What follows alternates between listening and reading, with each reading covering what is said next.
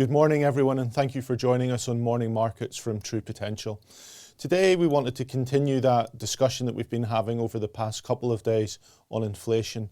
George touched on the UK inflation numbers yesterday, and similarly we saw a uptick in inflation in the Eurozone as well. Eurozone inflation up around 4.1% for the month of October.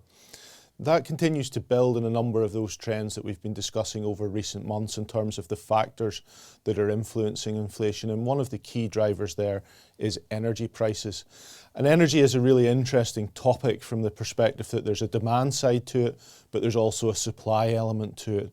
And yesterday and over the past 2 days, we've seen that supply issue come to the fore again, particularly as it relates to gas prices.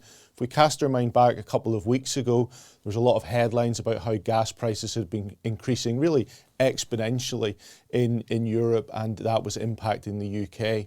Also impacting energy firms in the UK market, where we have seen a number of those fall into administration as a result. But what does that really mean for us? We've continued to see energy prices move up. Yesterday, the political element came back into it from a gas price perspective, with the German regulator not approving Nord Stream 2, which was bringing gas from Russia into Europe. And that caused the gas price to move up some close to 23% over the past 2 days. So really they're seeing that impact where it drops right through to energy prices, that itself feeding into inflation that we see ourselves as consumers. Also, just then thinking about policy reactions to that, we talked a couple of weeks ago about how the MPC here in the UK had been expected to increase interest rates.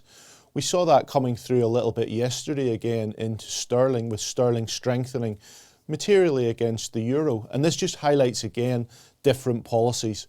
UK more likely to increase interest rates in the next couple of months.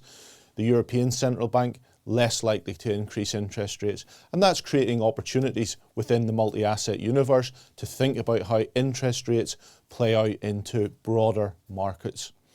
The other thing then, just to touch on, and I think this really brings together the inflation dynamic, is over to the US. Looking at housing data there, we saw housing starts in the US decline month on month, not because demand has weakened off, but because of the input cost issues that we've been discussing. House prices have increased as a result of rising timber costs, rising copper costs, supply constraints and labour constraints as well.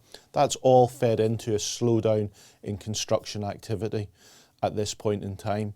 And that just really demonstrates how we get this pull and push from inflation working its way through to demand as well. The good thing there still is a lot of confidence in the housing market. We've seen permits, i.e. permits for new construction, continue to increase.